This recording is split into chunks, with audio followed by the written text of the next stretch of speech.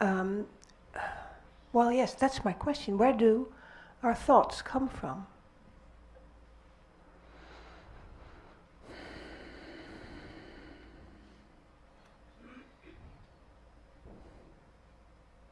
Well, that's a very good question.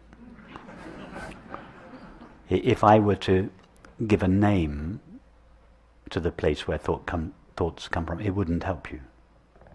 In fact, it would, if anything, prevent you from finding out yourself. But wherever thoughts come from, do your thoughts not arise in you? Yes. Okay, so that's one thing we can say for sure. All thoughts appear in me. So, do you ever have an experience of a thought existing outside what we call me and being placed into me? No. It comes up in me. Okay, so tell us about the me. So whatever me is, whatever I am, must therefore be the place, if we can call it a place, from which thought or in which thought arises. So we're honing down the possibilities now. Yeah. Thought cannot arise out of you.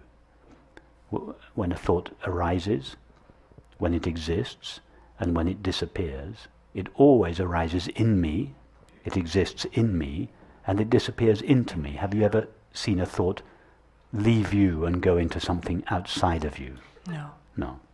So we're narrowing the possibilities. Whatever I am is that from which thought arises. So the question is now, what is me? What am I? Right. That is that from which a thought arises, in which it exists during its existence, and into which it vanishes when it comes to an end. Right. Okay. Now, just to follow on with that, whatever it is that our thoughts arise from, that we call me or I, must itself be inherently or intrinsically free of thought, because thought arises in it. Prior to the arising of a thought, whatever that is free of the thought. So the thought arises in, exists in, and vanishes into that which is inherently free of thought. Yes? That in fact goes for every feeling we have, every sensation we have, and every perception we have. The perception of this room appears in ourself.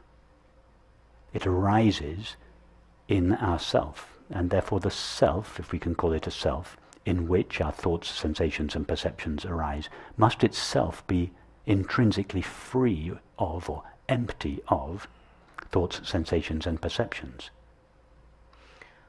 Well, in noticing these thoughts that they come up and the perception just comes up, made me feel very free. How can I put it? It became very clear that there is no free will as we think the body-mind has, but it all comes up from this nothingness. From this no-thingness. Exactly. Which is no-thingness. Which exactly. is not something, but it is not nothing. Yeah. Yes. Exactly. Yeah. Yeah.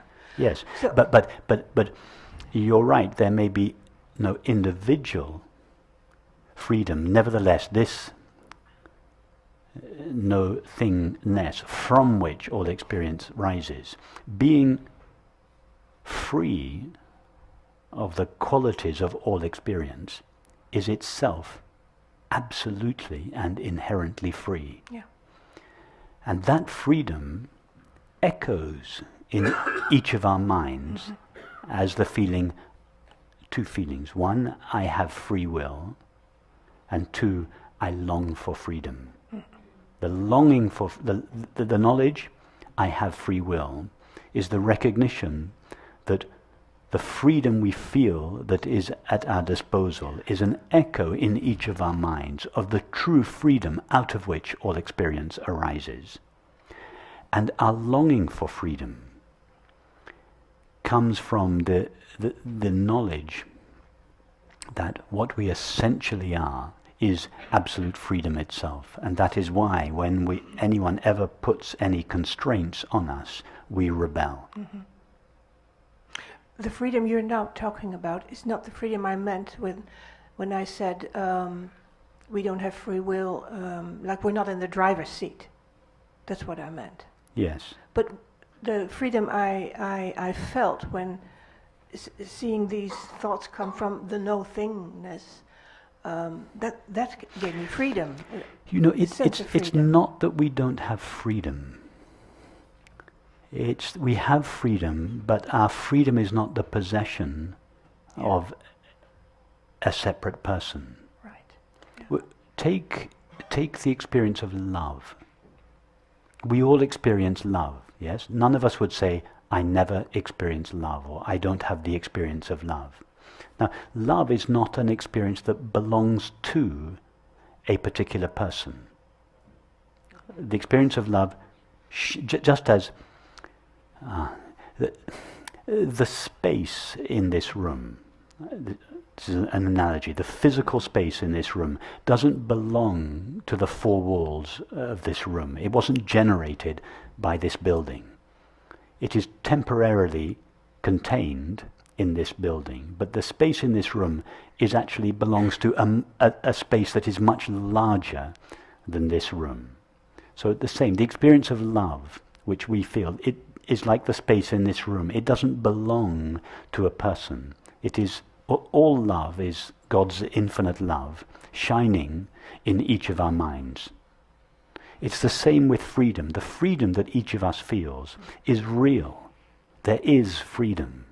We are not wrong to feel either I have freedom or I long for freedom. But it's just that the freedom that each of us possesses, to the extent that we possess it, doesn't belong to an individual body-mind. It is the freedom of infinite consciousness echoing in each of our finite minds. I understand that now, and that's why I felt so much freedom suddenly, because it's not. It has nothing to do with my body-mind. Yes. That's what I mean. That's right. Right, yeah. But we can at the same time use, our body-minds can use the freedom that it is given. Mm-hmm. It can, as it were, channel that freedom in certain directions. Yeah. So when you're faced with a choice, shall I do this or shall I do that? The freedom with which you choose this or that is not your own personal limited freedom. Exactly. It is the freedom of consciousness, and it is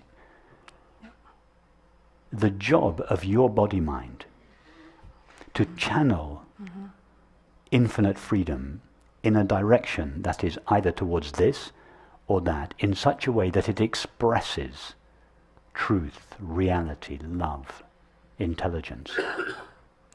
So although the freedom is not your individual freedom, nevertheless it is the job of your body to channel that freedom in such a way that it expresses and shares and celebrates truth and love and beauty. Yes,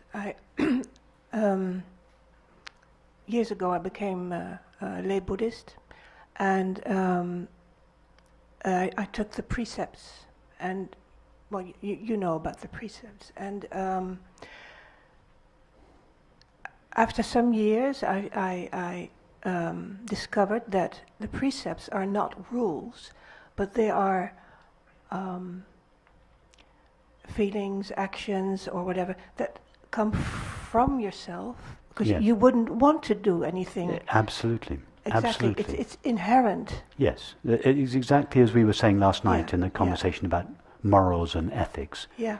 When we said that really all true morality or ethical behavior comes from a single understanding, and that is we share our being. Right.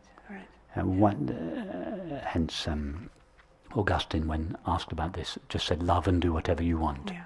Once you are in touch with the fact that we all share our being, and you use that single understanding to guide all your behavior, then you no longer need precepts or morals.